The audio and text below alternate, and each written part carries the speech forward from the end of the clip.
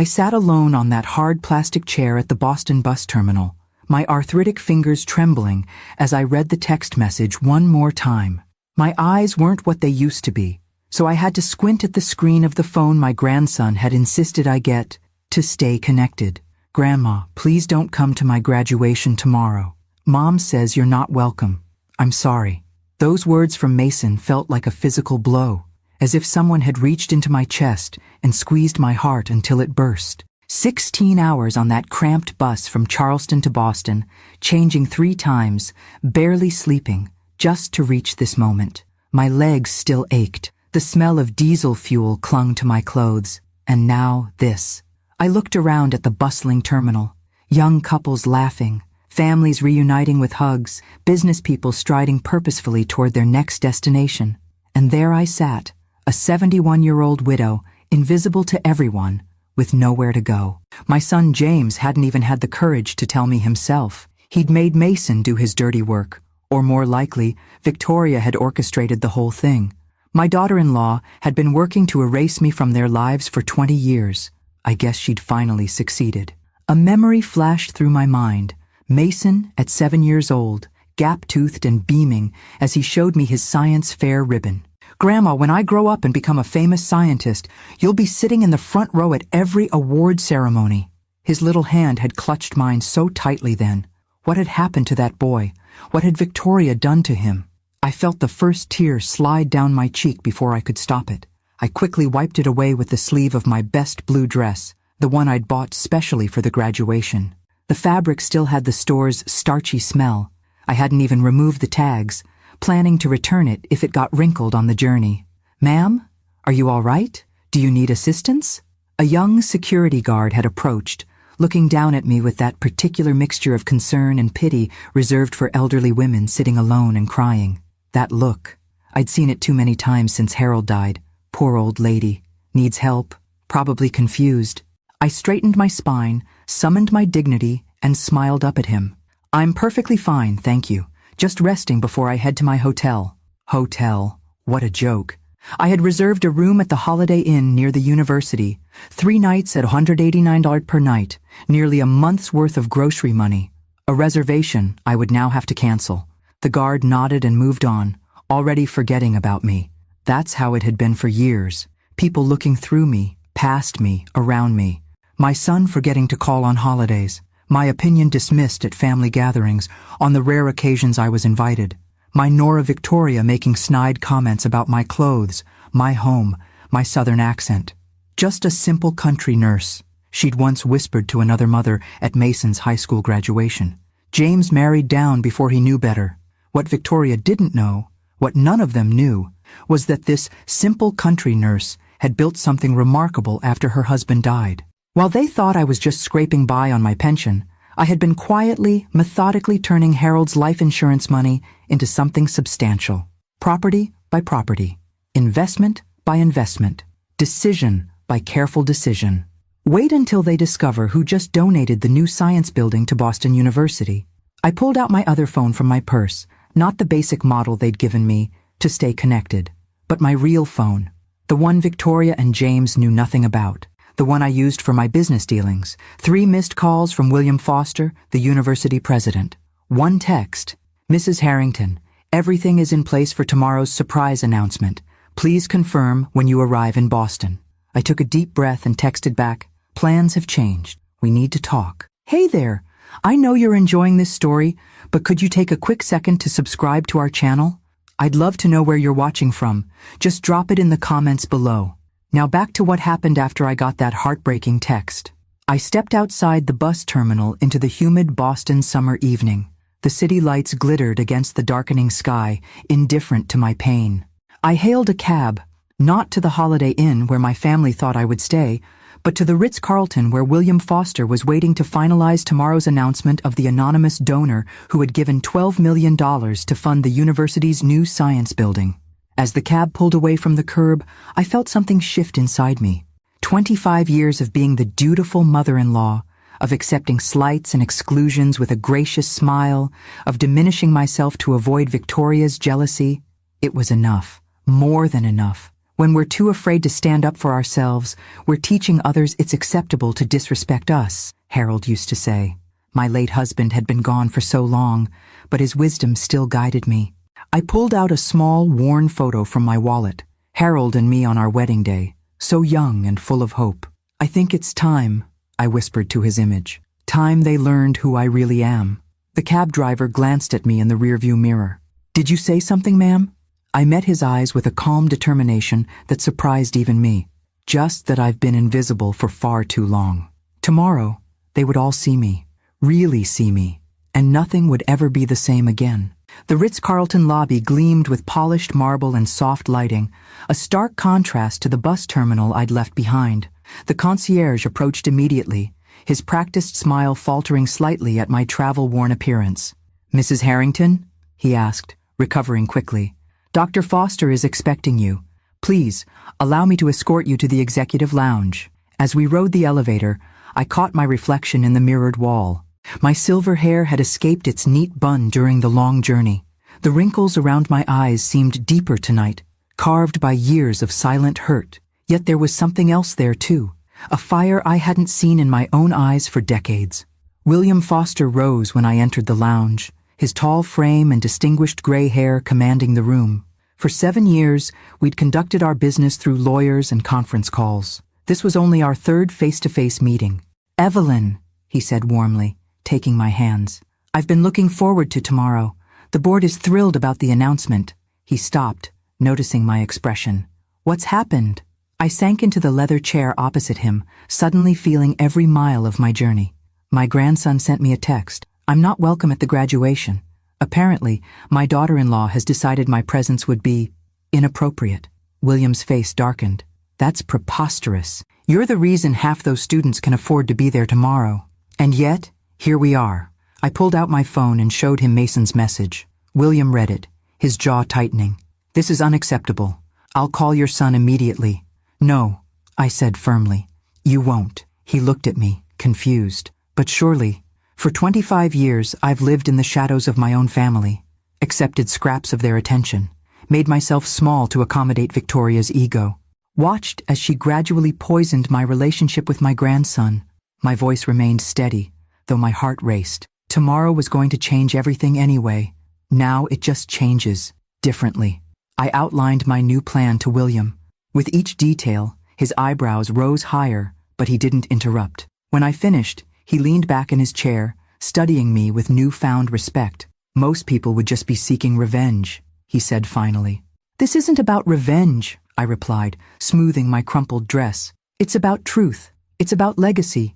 It's about a 71-year-old woman finally remembering her own worth." William nodded slowly. "I'll make the arrangements."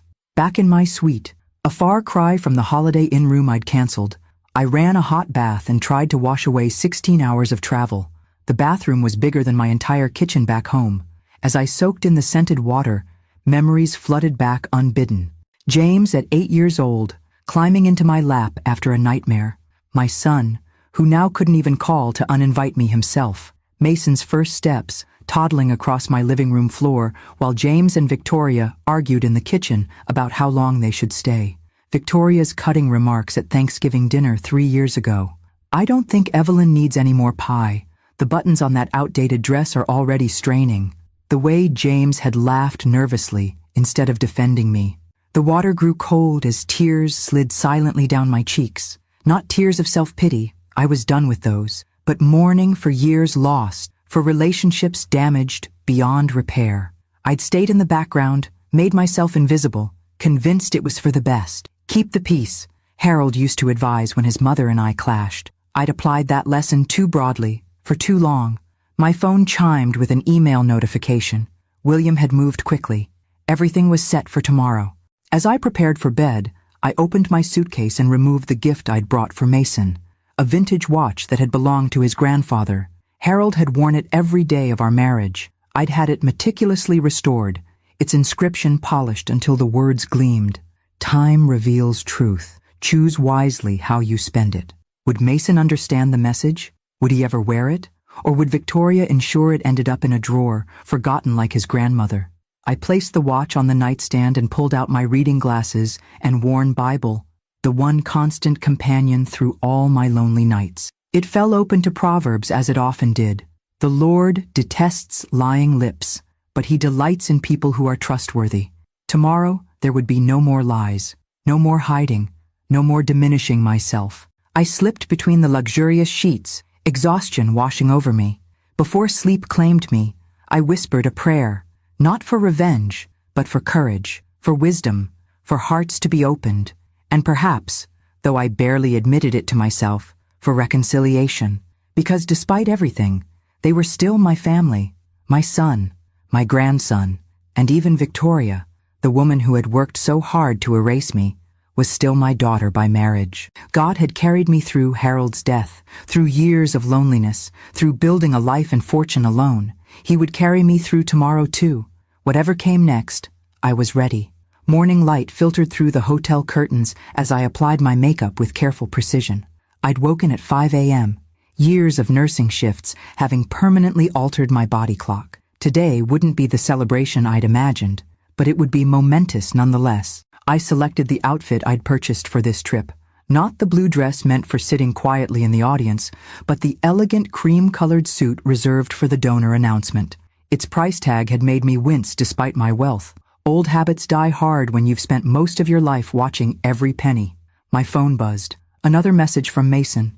"Grandma, did you get my text? Please don't show up today.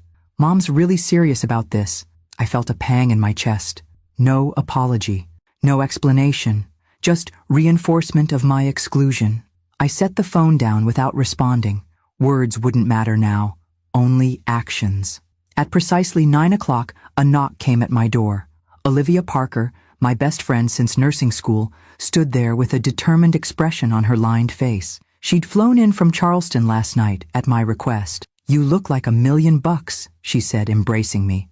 Or should I say 12 million? I managed a smile. "Thank you for coming." Wild horses couldn't have kept me away. She examined me with keen eyes. "Are you sure about this, Evie? There's no going back." "I've been invisible for 25 years, I replied, gathering my purse. "That ends today." The university campus buzzed with excitement. Families streamed toward the main quad where rows of chairs faced the elaborate stage. I spotted James and Victoria immediately, my son handsome in his dark suit, my daughter-in-law resplendent in an expensive designer dress that probably cost more than my monthly pension. They hadn't seen me yet. From our hidden vantage point near the administrative building, I watched them greeting other parents with practiced smiles. Victoria's hand rested possessively on James's arm, her diamond bracelet catching the sunlight. They looked perfect, successful, untouchable. "The golden couple," Olivia muttered beside me. "If only people knew how she treats you." "They will," I said softly. Soon enough, William Foster approached us, dignified in his academic robes. "Everything is prepared, Mrs. Harrington. Are you ready?" I nodded, my heart hammering against my ribs. "You'll be seated on stage as planned," he continued. "As a special guest of the university. Your family won't know why until the announcement." We followed him through a side entrance as the ceremony began. From my chair on stage, partly obscured by a large floral arrangement, I had a perfect view of my family in the third row. Victoria was checking her phone, barely paying attention to the proceedings. James looked uncomfortable in the heat, tugging at his collar. And Mason, my beloved grandson in his cap and gown, sitting with the other graduates, kept glancing nervously at his mother. The commencement address droned on, but I barely heard it. My focus remained on the three people who had broken my heart time and again. What would their faces reveal when they finally saw me? Anger? Embarrassment? Or perhaps, though I hardly dared hope, remorse? As the university president began introducing special guests, I saw Victoria scan the stage, her eyes passing over me without recognition. It had been nearly 2 years since we'd seen each other, the last family Christmas I'd been invited to attend. I'd lost weight since then, changed my hairstyle, upgraded my wardrobe, small changes that added up to a woman who looked nothing like the dowdy grandmother they'd pushed aside.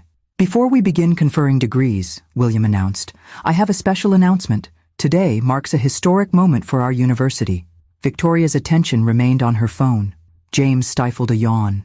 For the past 7 years, an anonymous donor has funded scholarships for deserving students who otherwise couldn't afford to attend our institution. This same benefactor recently provided the $12 million gift that made our new science building possible. Now I had their attention. Like everyone else in the audience, they leaned forward, curious. Today, this generous individual has chosen to reveal her identity. William turned to me with a warm smile. Ladies and gentlemen, please join me in recognizing Mrs. Evelyn Harrington. I rose from my seat as applause erupted across the quad. Cameras flashed. The crowd's reaction washed over me in waves, but I registered none of it. My eyes were fixed on my family's faces. James's jaw had dropped, his complexion ashen. Victoria sat frozen, her perfectly manicured hand suspended in midair. And Mason, my sweet Mason, looked utterly bewildered, his eyes darting between me and his parents. William guided me to the podium. My hands trembled slightly as I adjusted the microphone. "Thank you for this kind welcome," I began, my southern accent more pronounced under stress. "Many of you don't know me. Some thought they did, but were mistaken." My gaze found Victoria's, holding it steady. After my husband Harold passed away 25 years ago, I made 2 promises: to ensure his legacy would help others, and to never let anyone make me feel small again. I could see Victoria whispering frantically to James, who looked shell-shocked. "I stand before you not just as a donor, but as a reminder that we should never judge people by appearances, by age, or by the softness of their voice. Sometimes, the person you've underestimated is the very one holding the key to your future." As William presented me with a ceremonial plaque, I caught Mason's eye. The confusion in his face had transformed into something else, a dawning realization, perhaps, of all he'd never known about his grandmother. And in that moment, despite everything, I felt a flicker of hope. The truth was finally out. Now we would see what they would do with it. The next hour passed in a blur of handshakes, congratulations, and camera flashes. Faculty members who had never given me a second glance now clustered around, eager to express their gratitude. Parents approached with tears in their eyes, telling me how their children wouldn't be graduating today without my scholarships. Through it all, I maintained the gracious smile I'd perfected over decades of nursing. Professional, warm, revealing nothing of the storm inside me. William Foster remained protectively at my side, skillfully running interference when the attention became overwhelming. Olivia hovered nearby, occasionally shooting daggers with her eyes toward Victoria, who had not moved from her seat despite the ceremony's conclusion. "Your family hasn't approached," William noted quietly as the crowd began to disperse. "They will," I replied, my voice steadier than I felt. "Victoria's calculating her next move. James is waiting for her instructions. And Mason—" I paused, searching the sea of graduation caps for my grandson. Mason is confused. As if summoned by my words, I spotted him pushing through the crowd, still in his academic regalia, his expression a mixture of disbelief and something else.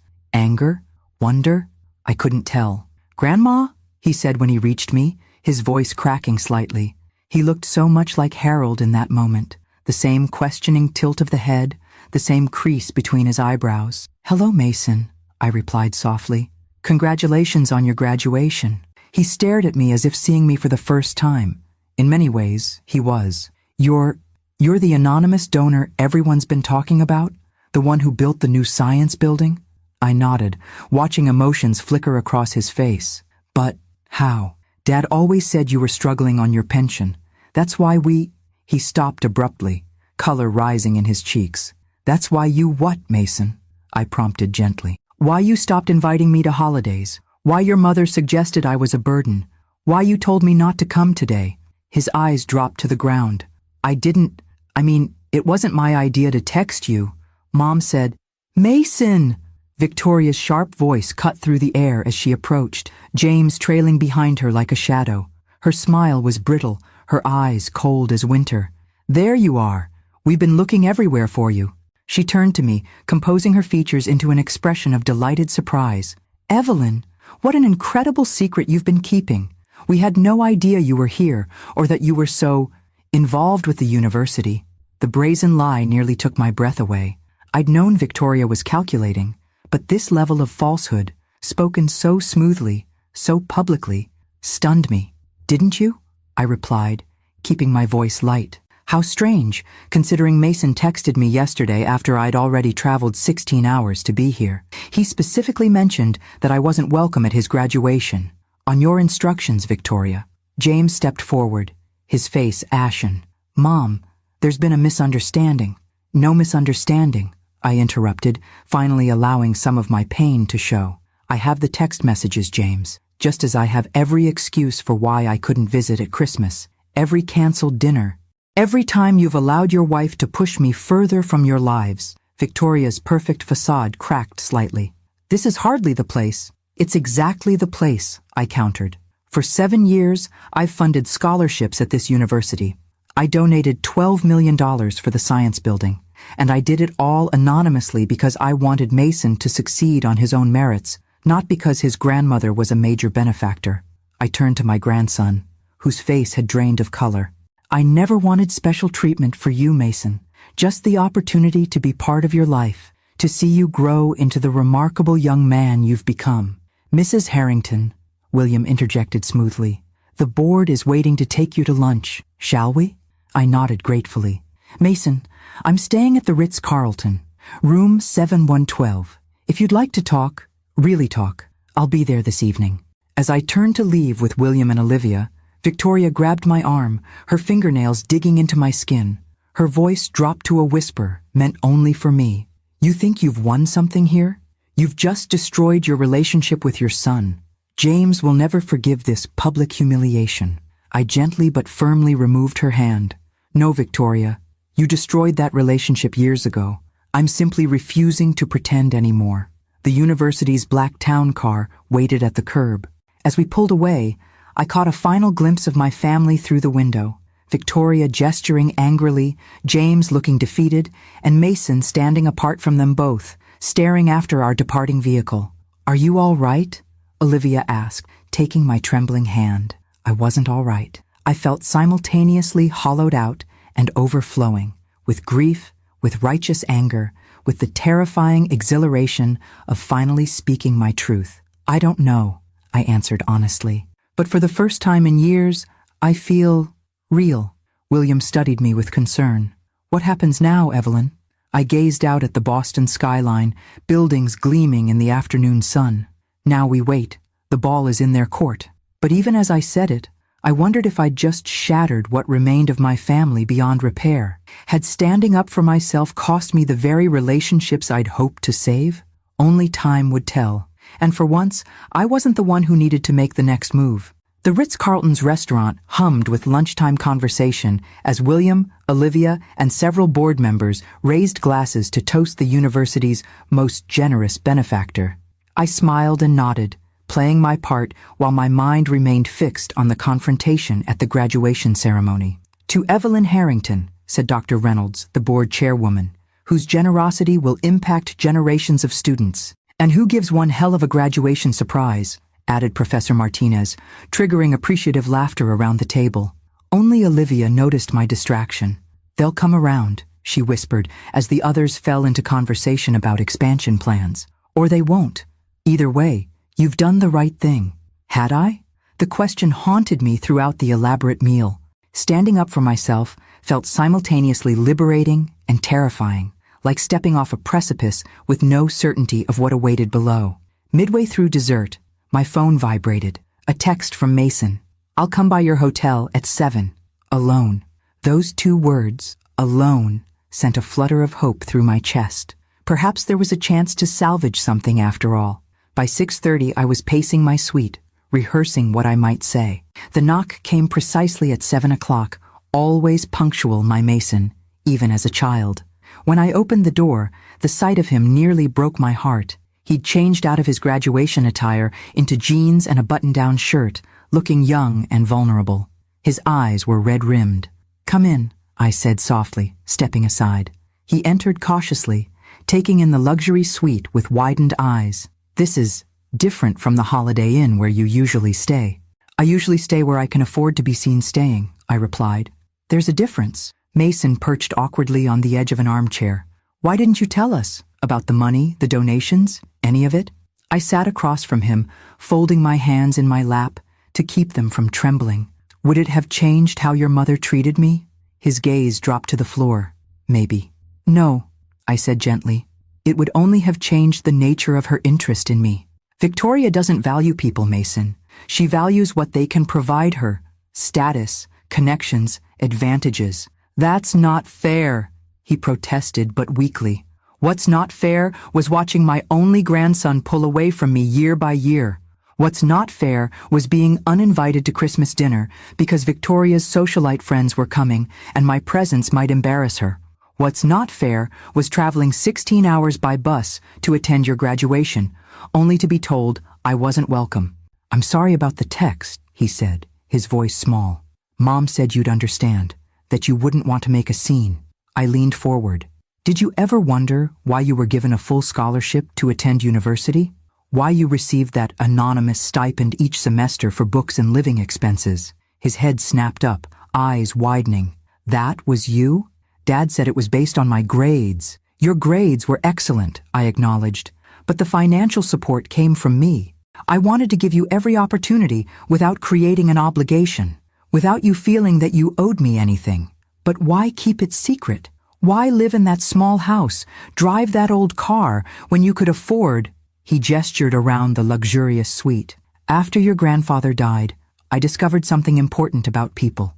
When they think you have nothing to offer, they show you exactly who they are. I paused, letting the words sink in. Your mother decided I was worthless because I lacked money and connections. Your father allowed it because standing up to her was too difficult. And me? Mason asked, his voice cracking. What did I do? The question pierced me. I moved to sit beside him, taking his hand. You were a child, caught in the middle. But Mason, you're not a child anymore. Today's text message was a choice. Tears spilled down his cheeks. I didn't know what to do. Mom was so insistent. She said you'd try to make my graduation about yourself, that you'd embarrass me in front of my friends. And did I? I asked quietly. He shook his head. No, you look different up there, powerful, like someone I didn't know at all. I'm still the same grandmother who baked you chocolate chip cookies and taught you to fish at Lake Charleston, the woman who bandaged your knees when you fell and read you stories until you fell asleep. I squeezed his hand. I just refused to be invisible anymore. Mason wiped his eyes with his sleeve, looking suddenly younger than his 22 years. Dad and Mom are fighting. I've never seen Dad stand up to her like this before. He's furious about the text, says he never knew. Mom says he's lying, that he knew everything. And what do you believe? I asked. He hesitated. I don't know anymore. Everything I thought I knew about our family feels like a lie. Not everything, I said firmly. Never doubt that I love you, Mason. That has always been true, even when you pushed me away. From my purse, I retrieved the small gift box containing Harold's watch. This was meant for you today.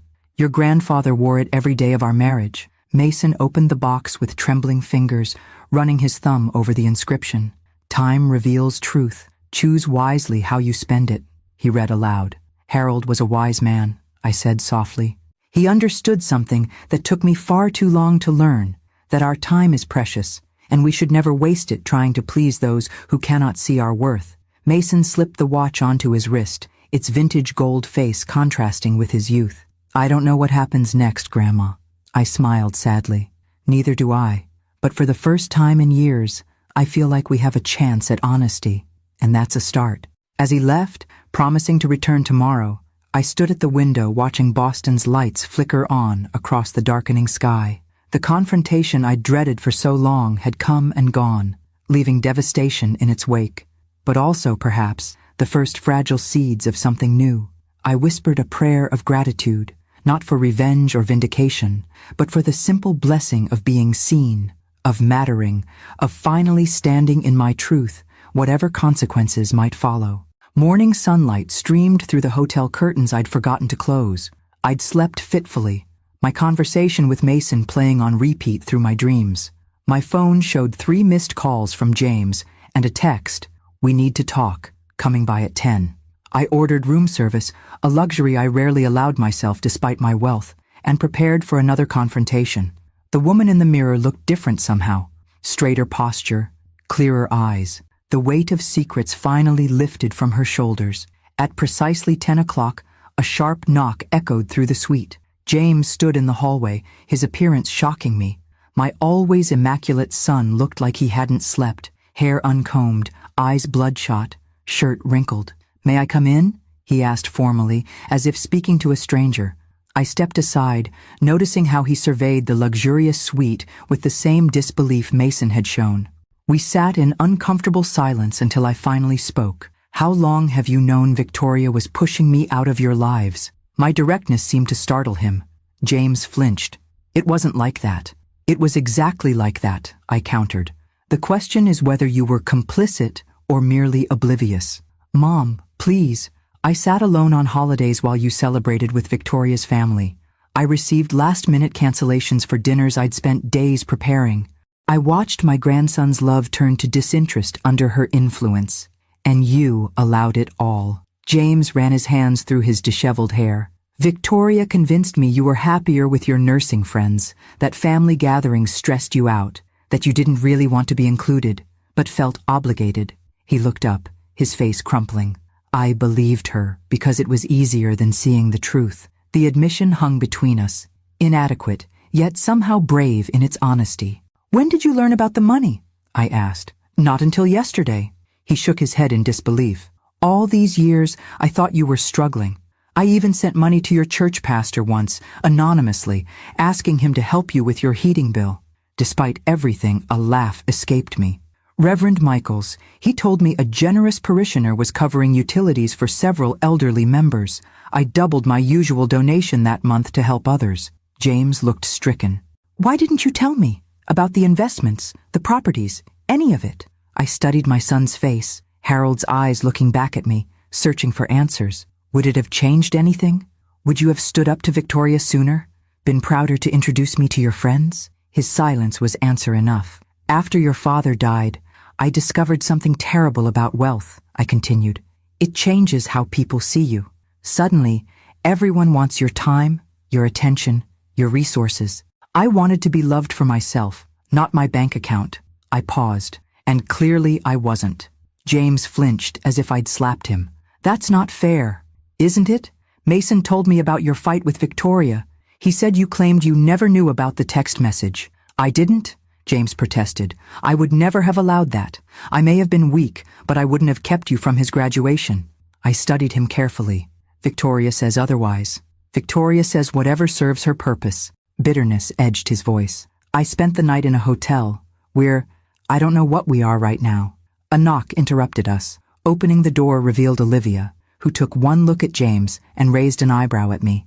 "Should I come back later?" she asked. "No, stay," I replied, grateful for her steadying presence. "James, you remember my friend Olivia?" He nodded uncomfortably. "From the graduation.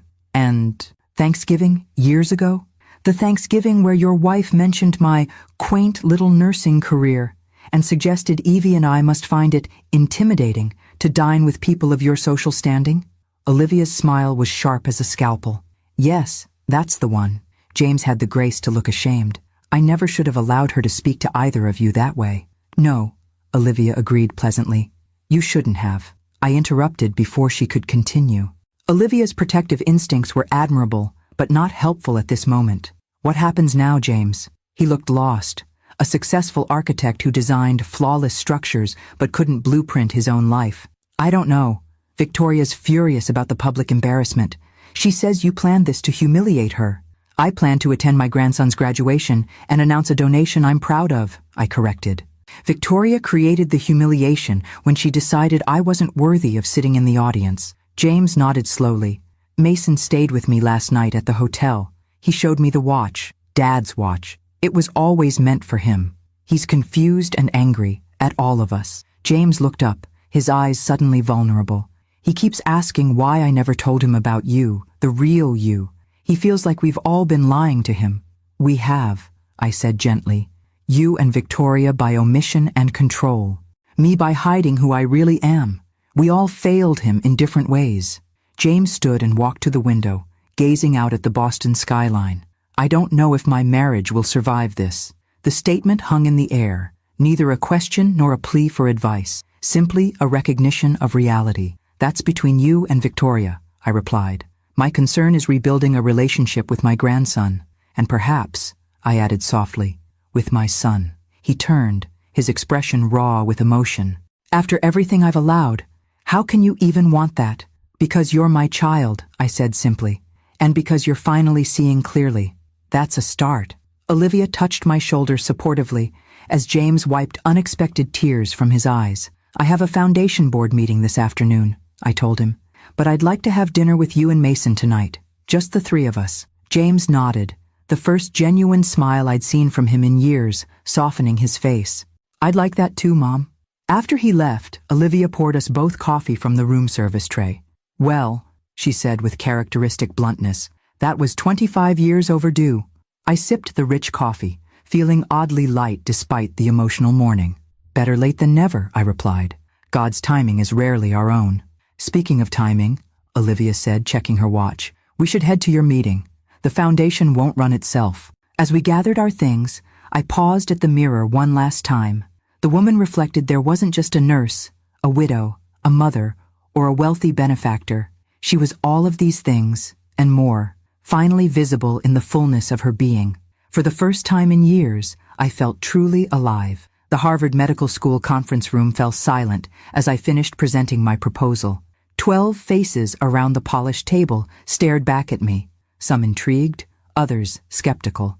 Let me make sure I understand, said Dr. Eleanor Simmons, the Dean of Admissions. You want to establish a scholarship specifically for older adults entering nursing programs, starting at age 50? Precisely, I confirmed. The Harrington Second Chance Nursing Scholarship, for those who've spent their lives caring for others and now wish to formalize that calling. It's unconventional, noted another board member. So am I replied with a smile. At 71, I've learned that conventional thinking rarely changes the world. William Foster, who had accompanied me to lend support, leaned forward. Evelyn's foundation has already transformed educational access at Boston University. Her vision for expanding healthcare education deserves serious consideration. The discussion continued for another hour. Questions about logistics, funding mechanisms, selection criteria. I answered each with the precision I'd once used to administer medications. By the time we concluded, even the skeptics were nodding thoughtfully. We'll need to review the financial details, said Dr. Simmons, but I believe we can make this work. The world needs more nurses, especially those with life experience. As we left the building, William checked his watch. That gives you 3 hours before your dinner with James and Mason. Shall we celebrate with tea at the public garden? The Boston Public Garden bloomed with summer flowers, families strolling along paths, while swan boats glided across the pond. William and I found a bench in a quiet corner. You're doing remarkable things, Evelyn, he said, his voice warm with admiration. Using your wealth not just for buildings, but to change lives. I watched a young mother help her toddler feed the ducks. When Harold died, I felt invisible. Just another widow navigating grief alone. The investments were initially about security, ensuring I'd never be dependent on James or anyone else. And now, I smiled. Now it's about legacy. Not just buildings with my name on them, but opportunities for people society often overlooks. Older students, single parents, those seeking second chances. William's hand covered mine briefly, a gesture of understanding rather than romance. We'd developed a comfortable friendship over the years, bound by shared goals rather than personal entanglements. What about your personal legacy? He asked gently. With your family? The question sobered me. That remains to be seen. Tonight's dinner will tell me a lot. My phone chimed with a text from Olivia. Victoria just stormed into the hotel lobby demanding your room number. Front desk refused per my instructions. Heads up, hurricane approaching. I sighed, showing William the message. I should go. The eye of the storm usually follows me these days. When I returned to the Ritz, Olivia was waiting in my suite, looking grimly satisfied. Victoria made quite a scene, threatened to call her friends on the board to have staff fired. Did she leave? Eventually, but not before announcing to anyone who would listen that you're a manipulative old woman who's trying to buy her son's affection. I sank into a chair, suddenly exhausted. Perhaps she's right. Evelyn Harrington! Olivia's voice sharpened. Don't you dare. That woman has spent years systematically cutting you out of your family's life. She doesn't get to rewrite history now that the truth is out. I knew she was right, but doubt still nagged at me. Was I any better than Victoria, using wealth and influence to reclaim my place in my family's life? A gentle knock interrupted my thoughts. Opening the door revealed Mason, alone and earlier than expected. "I hope it's okay," he said hesitantly. "Dad's running late. He's meeting with his lawyer." I ushered him in as Olivia made a discreet exit, promising to call later. Mason looked better than yesterday, less shell-shocked, though still guarded. "Your father's lawyer?" I asked, concern rising. "Is everything all right?" Mason shrugged uncomfortably. "Mom's threatening to divorce him if he doesn't get control of the situation." Her words, not mine. "I'm sorry to hear that," I said sincerely. "Despite everything, I never wanted to cause problems in your parents' marriage. It's not your fault." Mason's voice hardened. "I've been thinking about everything, remembering things differently, like how Mom always had an excuse why we couldn't visit you, or how she'd roll her eyes whenever Dad mentioned your name." He paced the room, energy radiating from his tall frame. "She told me you couldn't afford to contribute to my education, that asking you for help would be a burden, all while you were secretly funding everything. I wanted to give you opportunities without strings attached," I explained, without Victoria feeling obligated or resentful. "But why?" Mason stopped pacing, his expression pained. "Why let her push you away? Why live so modestly when you didn't have to? Why hide who you really are?" The questions tumbled out, a lifetime of confusion seeking answers. I patted the sofa beside me, and he reluctantly sat down. "After your grandfather died, I discovered something about money," I began. "It changes people, how they see you, what they expect from you. I wanted to be loved for myself, not my bank account." I smiled sadly, and I learned that sometimes, when you show people who you really are, they don't actually want to see. "So you just disappeared into the background? Let Mom treat you like you didn't matter?" "I made choices I thought would keep peace in your family," I admitted.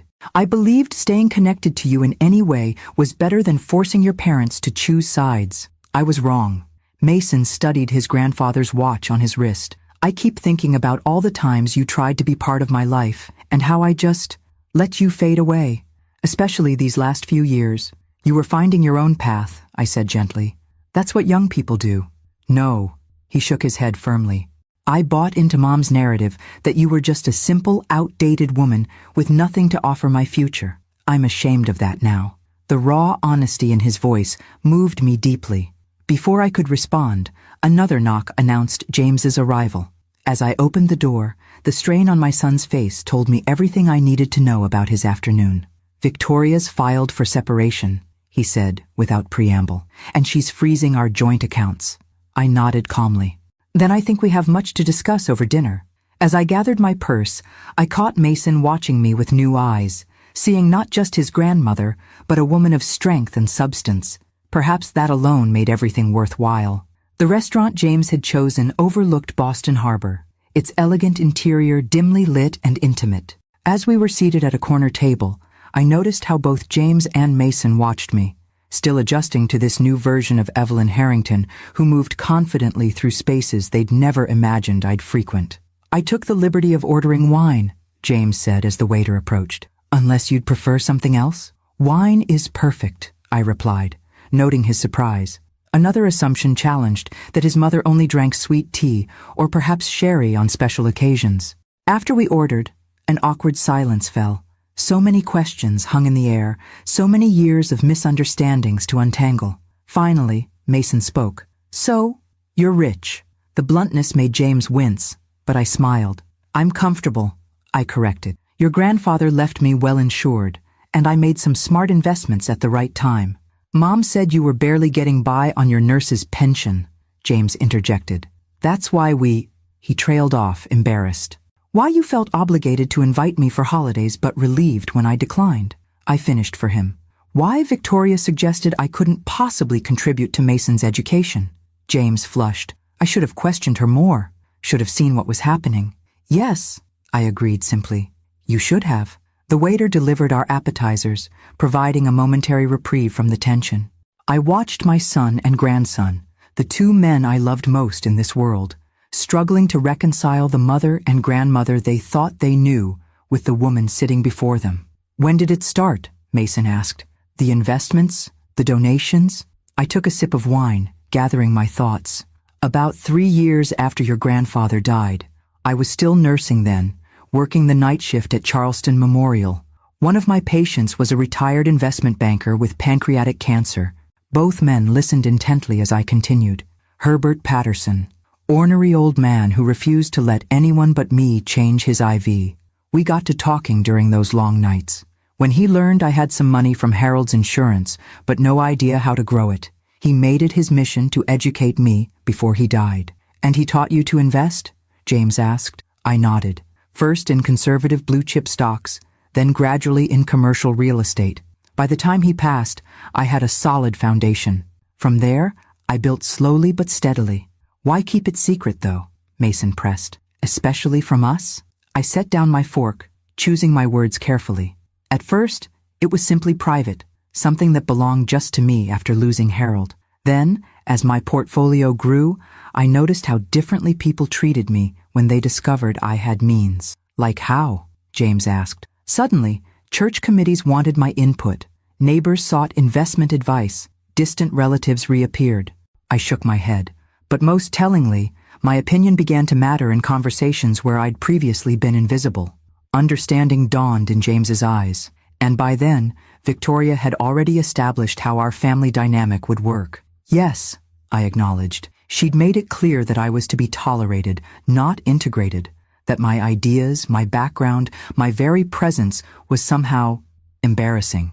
Mom, James started, but I held up my hand.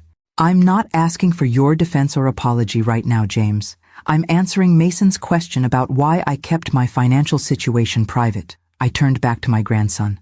And then there was you. Me? Mason looked startled. I wanted you to have every advantage, but I never wanted you to see me as a resource rather than a grandmother. I didn't want your parents, particularly Victoria, to feel obligated to include me because of what I could provide. So I created the Anonymous Scholarship Fund at Boston University, specifically structured so you would qualify. Mason's eyes widened. The merit scholarship was from you? All along? I nodded. Among other things. James set down his glass with a thunk. The Christmas bonuses at my firm these past 5 years. The mysterious client who commissioned that major library project that saved us during the recession. His voice rose in disbelief. Was that all you? The world works in mysterious ways, I replied, unable to suppress a small smile. My God, James whispered. All this time you've been silently supporting us, while Victoria treated you like a burden, I finished. Yes. Mason leaned forward, his expression intense. But why endure it? Why not just tell us the truth? Hey everyone, I really appreciate you following my story. Could you take a quick second to subscribe to our channel? I'd love to know where you're watching from, so drop it in the comments below. Now, back to this dinner that was decades overdue. I considered his question carefully before answering. Pride partially, stubbornness certainly, traits your grandfather would confirm I possess in abundance.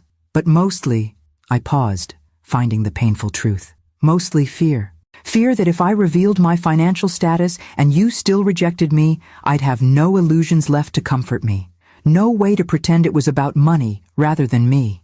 The raw admission hung in the air. James reached across the table and took my hand. The first time he'd initiated physical contact in years. I've failed you, he said simply.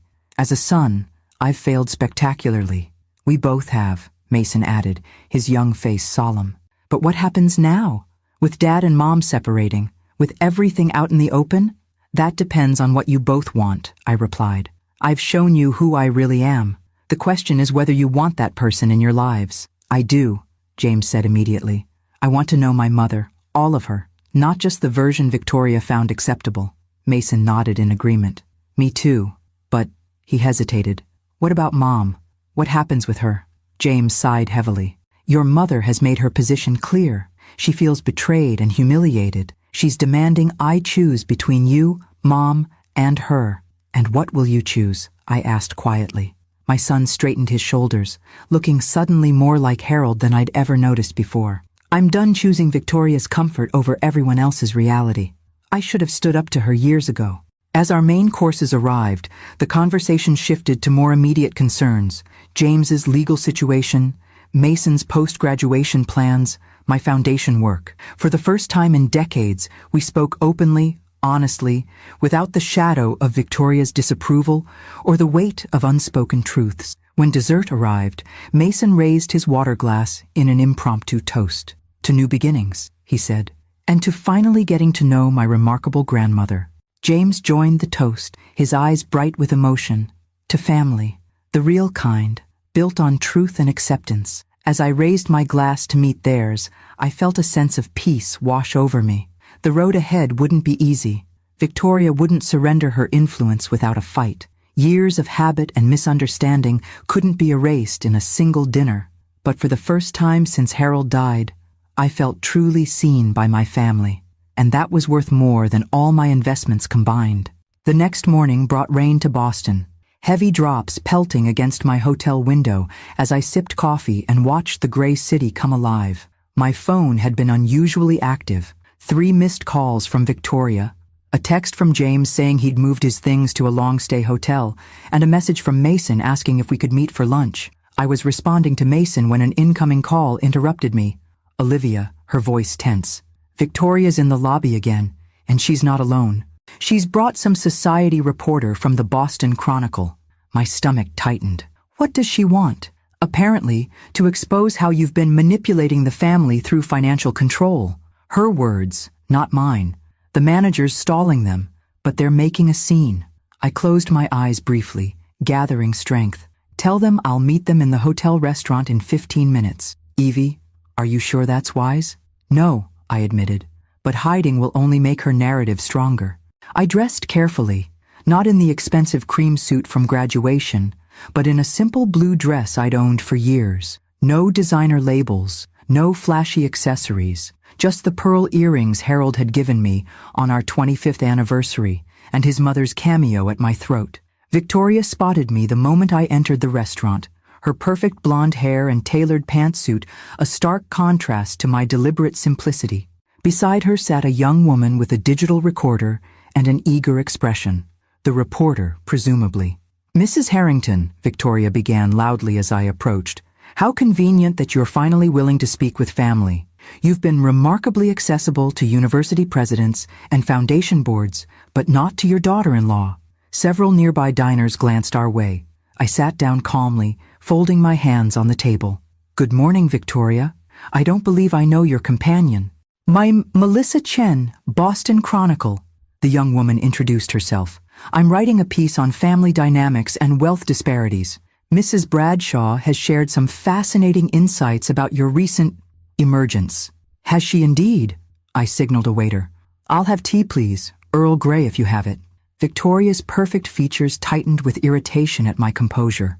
Don't pretend this is a social call, Evelyn. You've systematically undermined my family, and now you're using your money to turn my husband and son against me. The reporter's fingers hovered eagerly over her device, waiting for conflict to erupt. I studied Victoria. Her flawless makeup couldn't quite conceal the redness around her eyes or the tension in her jaw. Despite everything, I felt a flicker of compassion. She was fighting for her world the only way she knew how. Ms. Chen, I said, turning to the reporter. Before we continue, I'd like to clarify something. Are you here to interview me about my charitable foundation? About educational access for underserved populations? Or are you here because my daughter-in-law promised you a sensational story about family drama? The young woman blinked, caught off guard by my directness. Well, because if it's the latter, I continued gently, I'm afraid you've wasted your morning. I don't discuss private family matters with the press. This isn't private, Victoria hissed. You humiliated me publicly at Mason's graduation. You've been secretly controlling my family's finances for years. I waited while the waiter set down my tea, thanking him before responding. Supporting is not controlling, Victoria. There's a difference. You funded James's business during the recession, she accused, without telling us it was you. Yes, I acknowledged, because my son needed help, and accepting it from his simple, struggling mother-in-law would have been impossible for you to bear. Victoria flushed. You've made me look like a monster to my own family. No, I said quietly. Your actions have done that quite effectively without my assistance. The reporter was scribbling notes rapidly now, glancing between us with poorly concealed fascination. I turned to her again. Ms. Chen, may I suggest a more interesting story than family disagreements? The Harrington Foundation is launching a scholarship program for older adults entering nursing, people who've spent decades in unpaid caregiving roles and now wish to formalize their skills. That's a narrative with social relevance. To my surprise, interest flickered in the young woman's eyes. Actually, that does sound compelling. Would you be willing to discuss it on record? Victoria's face contorted with fury. This interview is about whatever Mrs. Harrington wishes to discuss, the reporter interrupted, her professional curiosity clearly shifting. Family drama is common. Philanthropic innovation is newsworthy. I suppressed a smile as Victoria stood abruptly, grabbing her designer purse. This is precisely what she does. Redirects, manipulates, presents herself as saintly while destroying families. You're all falling for it. As she stormed out, several diners watched with raised eyebrows. The reporter turned back to me, somewhat apologetically. I'm sorry about that. She approached me with promises of an exclusive about toxic financial manipulation in wealthy families. And instead, you found a grandmother funding nursing scholarships, I observed wryly. Life is full of disappointments. We spent the next 30 minutes discussing the foundation, my vision for supporting mature students, and the importance of valuing caregiving experience. By the time we finished, Ms. Chen had a completely different story than the one Victoria had promised, and seemed genuinely pleased about it. As she gathered her things to leave, the reporter hesitated. Off the record, your daughter-in-law mentioned some accusations about your relationship with Dr. Foster at Boston University. Implied there was something improper about your donations? I sighed, unsurprised by Victoria's tactics. William Foster is a respected educator and a valued friend who shares my commitment to educational access. There's nothing more to the relationship, though I suspect that disappoints your journalistic instincts. She had the grace to look embarrassed. Sometimes the simple truth is less interesting than speculation, but infinitely more valuable, I replied. After she left, I remained at the table, my tea gone cold, as I contemplated Victoria's desperation. She was losing control of the narrative she'd carefully constructed, of herself as the sophisticated matriarch, of me as the simple, burdensome mother-in-law, of James as the devoted husband who prioritized her wishes above all. My phone buzzed with a text from Mason. Still on for lunch? Dad wants to join us. I smiled as I typed my reply. Absolutely. And please tell your father his wife just tried to have me featured in the society pages as a manipulative villain. His response came quickly. Too late. You've already been cast as the hero in our story. See you at 12:30. As I left the restaurant, I said a silent prayer, not for victory in this painful family struggle, but for healing, for Victoria to find peace that didn't depend on control, for James to maintain his newfound courage, for Mason to forge his own path, and for myself, simply the wisdom to use the blessings God had given me to create something meaningful from the ashes of what had been broken. Before we get to our final chapter, I'd really appreciate if you could take a moment to subscribe to the channel if you haven't already. I'm curious to know how old you are. Drop your age in the comments below. Every story has its conclusion, and mine is just around the corner. 3 months after Mason's graduation, I stood on the wide porch of my Charleston home, watching the moving truck pull into the driveway. Not the modest bungalow where I'd lived for 40 years, I'd sold that in July, but the gracious historic house on Battery Street I'd secretly owned for a decade and rented to tourists. Now it was truly mine, filled with carefully selected furnishings and Harold's restored antiques from storage. Still can't believe you owned this place all along, James said, joining me with 2 glasses of sweet tea. I must have walked past it 100 times, never knowing. I accepted the glass with a smile. It needed extensive renovation. The rental income covered the costs, and then some. Smart investment, he noted, like everything else you've done. The moving truck's back door rolled up, revealing furniture I recognized. Mason's childhood desk, James's books, family photo albums rescued from the home Victoria now occupied alone. The divorce proceedings had begun, but weren't finalized. Victoria had hired an aggressive attorney and was demanding half of James's business assets, unaware that his most lucrative projects had been anonymously funded by me. The legal complexity would take months to untangle. Mason bounded up the porch steps, his energy filling the space as always. At 22, he radiated possibility. Grandma, the movers need to know where to put Dad's drafting table. The sunroom, I decided. The light is perfect there. As Mason relayed the instructions, I studied my son and grandson, the two men who had temporarily moved into my new home while they rebuilt their lives. James was slowly finding his footing after 23 years of marriage to Victoria. Mason was preparing for graduate school, having decided to combine his economics degree with public health, inspired by my grandmother's foundation work, as he'd written in his application essay. Olivia arrived as the last boxes were being unloaded, carrying a housewarming plant and her signature blunt perspective. So the prodigal son and grandson return, she observed, setting down a flourishing peace lily. Better late than never. Olivia, I warned gently. But James laughed. She's right, Mom. We are the prodigals, and you've welcomed us with open arms despite everything. Family is family, I said simply, even when it's complicated. We settled in the parlor as afternoon sunlight streamed through tall windows. This room had once hosted Charleston society a century ago. Now it witnessed a different kind of restoration, not of architecture, but of relationships. I had a call from the foundation director this morning, I told them. Our first class of second chance nursing scholars has been selected. 27 students over 50, most of them women who raised families or cared for elderly parents and never had the opportunity for formal education. That's incredible, Mason said. Will you meet them? Next month at the orientation. Each one has a story worth hearing. James studied me thoughtfully. You've built something remarkable, Mom. Not just the financial portfolio, but this legacy of second chances. Speaking of which, Mason interjected, I saw Mom yesterday. The room quieted. Victoria remained a charged subject, despite our efforts to maintain civility. How is she? I asked carefully. Mason shrugged. Angry? Hurt? Convinced this is all an elaborate scheme you orchestrated to steal her family. And what do you think? I asked. His young face turned serious. I think she created a narrative years ago about who you were, who we all were, and can't accept that it wasn't reality. She's lost everything that defined her, I said softly. Her social position, her control over the family, her certainty about her place in the world. That's not easy for anyone.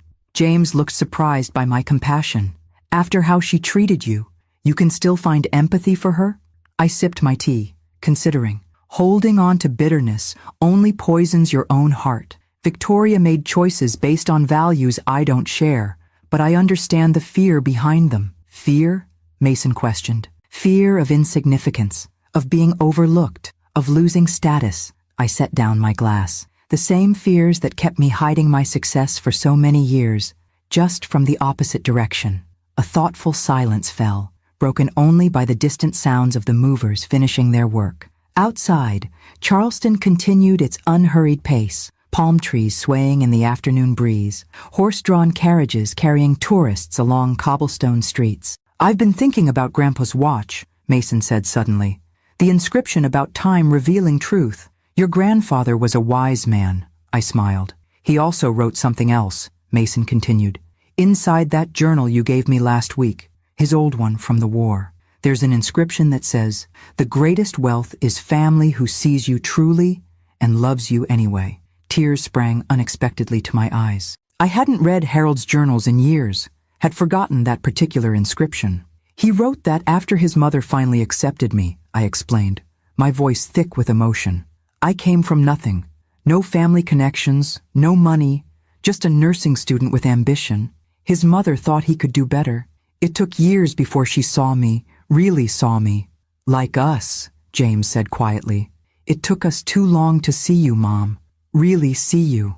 I reached out, taking my son's hand in my right and my grandson's in my left. But you see me now, and I see you both, not just the roles you play or the mistakes you've made, but who you truly are.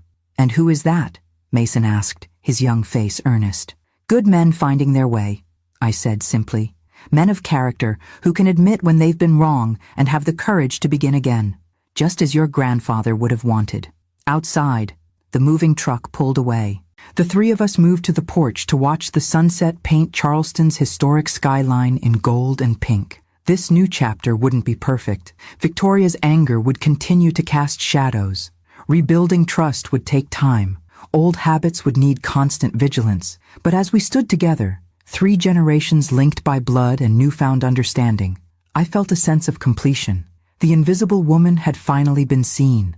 The silent benefactor had found her voice. The patient grandmother had reclaimed her place. God's timing is perfect, I murmured, even when we don't understand the weight. James put his arm around my shoulders as Mason leaned against the porch railing, his grandfather's watch catching the fading light. To new beginnings, my son said softly. And to truth, my grandson added. To both, I agreed, my heart full as the day gently surrendered to evening. To truth that leads to new beginnings, and the courage to embrace them.